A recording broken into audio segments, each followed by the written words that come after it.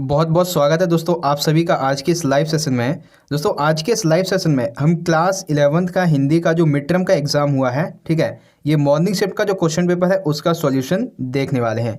तो चलिए वीडियो को स्टार्ट करते हैं बिना टाइम वेस्ट करते हुए। और बच्चों एक चीज़ आपको और ये बता दूँ कि इस वीडियो में हम जो है वो आपका सेक्शन बी और सी यानी कि खंड खा और गा करने वाले हैं। देन जो आपकी नेक्स्ट वीडियो होगी 1 से 1.5 घंटे में वो भी अपलोड कर दी जाएगी। उसमें आप जो है आपका ये अनसीन पैसेजेस वाला जो है अपठित बोध इसे भी देख लीजिएगा, ठीक है। तो चलिए हम अपना जो सेक्शन बी है इससे स्टार्ट करते हैं और इस लाइव लिंक को अपने दोस्तों के साथ ज़्यादा से ज़्यादा शेयर कर दीजिए ताकि वो भी इससे ज्वाइन हो पाएँ और उन्हें भी पता चल जाए कि उनके कितने अंक आ सकते हैं। तो चलिए स्टार्ट करते हैं बिना टाइम वेस्ट करते हुए। तो जैसा कि आप देख सकते हैं खंड ख है आपका अभिव्यक्ति और माध्यम पर आधारित प्रश्न। तो बच्चों जो आपने मेरे सैम्पल पेपर्स वाली जो वीडियोस हैं अगर आपने उन्हें देखा है तो आप ये क्वेश्चन पेपर बड़ी ही आसानी से सॉल्व कर सकते हैं। क्वेश्चन नंबर 37 है, नितांत निजी स्तर पर घटित घटनाओं व तत्संबंधी बौद्धिक भावनात्मक प्रतिक्रियाओं का लेखा जोखा क्या कहलाता है। तो ये मैंने आपको बताया था डायरी लेखन कहलाता है, ठीक है। ऑप्शन एक हमारा राइट हो जाएगा।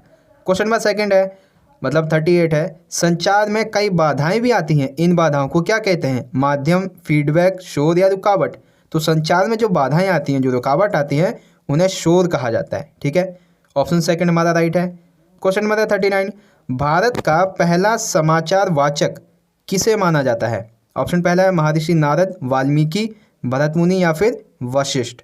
तो बच्चों भारत का जो पहला समाचार वाचक है वो महर्षि नारद को माना जाता है। क्वेश्चन नंबर है 40, पत्रकारिता के विभिन्न आयाम कौन से हैं। तो बच्चों पत्रकारिता के आयाम है संपादकीय, टिप्पणी, कार्टून कोना और फोटो पत्रकारिता। तो ऑप्शन फोर्थ हमारा जो है ये इसका राइट आंसर हो जाएगा। 41 है, खोजपरक पत्रकारिता का एक नया रूप हमारे सामने आया है, उसका क्या नाम है। तो बच्चों खोजपरक जो पत्रकारिता है उसका नया रूप है स्टिंग ऑपरेशन, ठीक है। खोजपरक पत्रकारिता का नया नाम है स्टिंग ऑपरेशन। तो अभिव्यक्ति माध्यम के ये 5 प्रश्न थे। आई होप आपको समझ में आए होंगे और आपके कितने आंसर सही गए हैं वो कमेंट बॉक्स में जरूर लिखिएगा। सेक्शन बी है हमारा जो खंड गा है अब हम उसकी बात करेंगे जिसमें आपके पाठ्य पुस्तक अंतरा और अंतराल भाग से संबंधित जो प्रश्न है वो पूछे जाएंगे। और पहला प्रश्न होगा आपका जिसमें 5 प्रश्न होंगे जो कि आपका काव्यांश पे आधारित है। तो ये बालम आवो हमारे गेहरे तुम बिन दुखिया देह रे, ये कबीर जी का काव्यांश है, ठीक है। तो इसे भी हम देख लेते हैं इसके प्रश्न क्या क्या आए थे। तो क्वेश्चन नंबर 42 है हमारा, कबीरदास जी ने ईश्वर को क्या माना है। आपके ऑप्शन है प्रियतम, प्रियतमा, पत्नी या फिर भार्या। तो प्रियतम यानी कि पति, प्रियतमा यानी कि प्रेमिका। तो यहाँ पे जो है कबीरदास जी ने ईश्वर को प्रियतम माना है, ठीक है। ऑप्शन एक हमारा राइट है।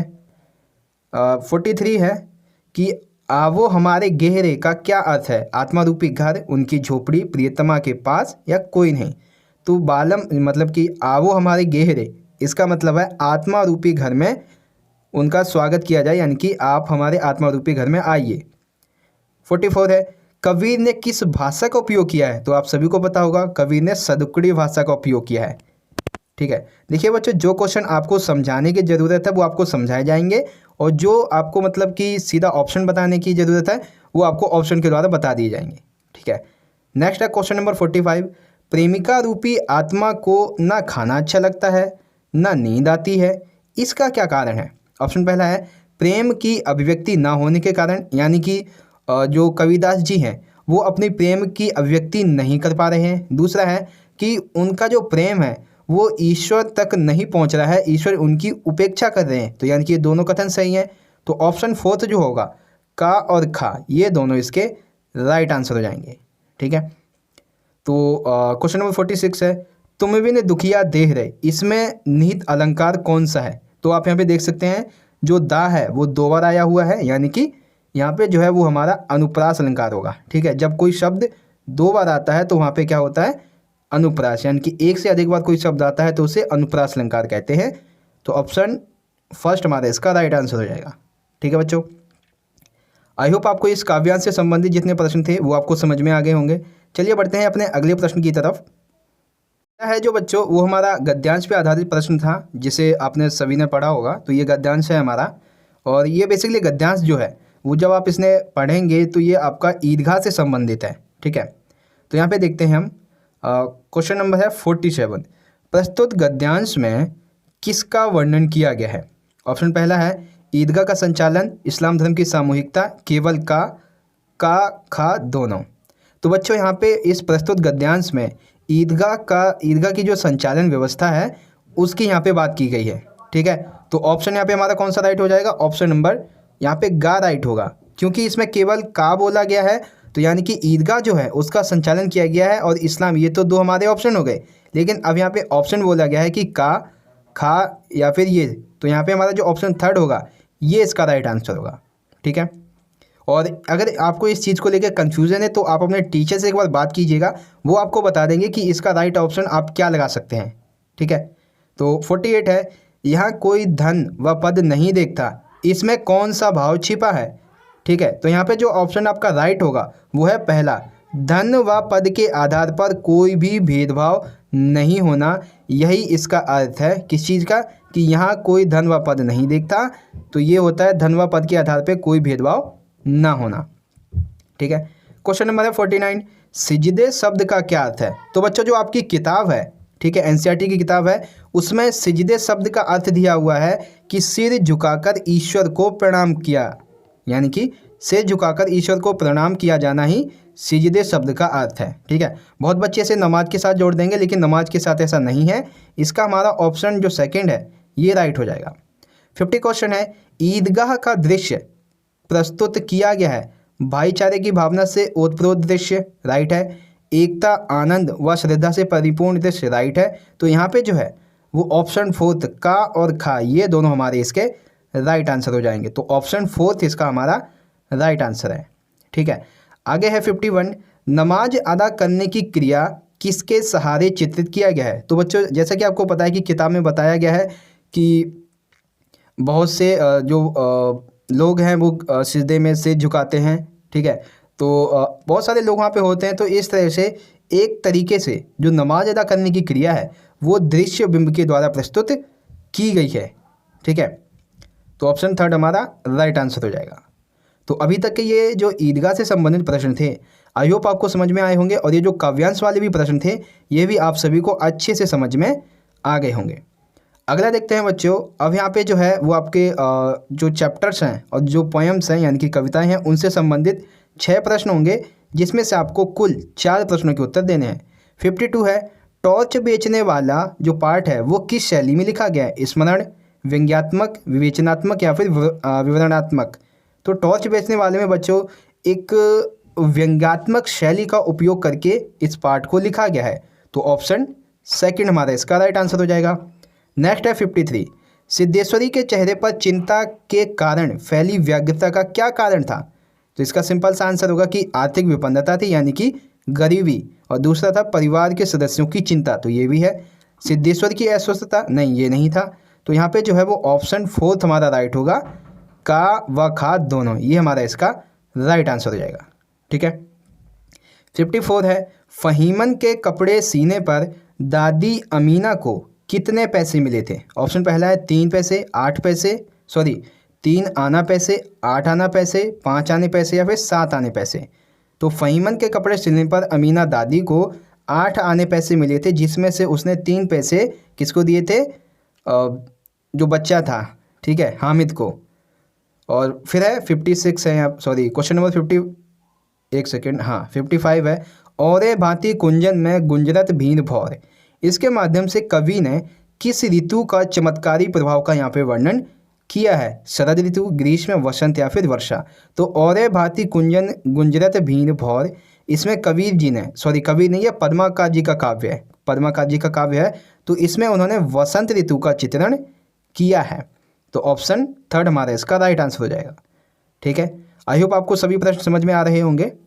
आगे देखते हैं, क्वेश्चन नंबर है 56, मुरली तो गोपाल ही भावती, इस पद में किसका किसके प्रति ईर्ष्या भाव प्रकट हुआ है? तो ये इसका बहुत ही सिंपल सा आंसर है। पहले ऑप्शन पढ़ते हैं, मुरली का गोपी के प्रति, गोपी का मुरली के प्रति, गोपी का कृष्ण के प्रति, कृष्ण का मुरली के प्रति। तो यहाँ पे जो है ये जो काव्य है बच्चों, इसके अकॉर्डिंग गोपियों का मुरली के प्रति ईर्ष्या भाव यहाँ पे प्रकट हुआ है। ठीक है, 57 है, अरे इन दोहुन राह पाई के माध्यम से कबीर जी किस राह पर चलने की प्रेरणा दे रहे हैं?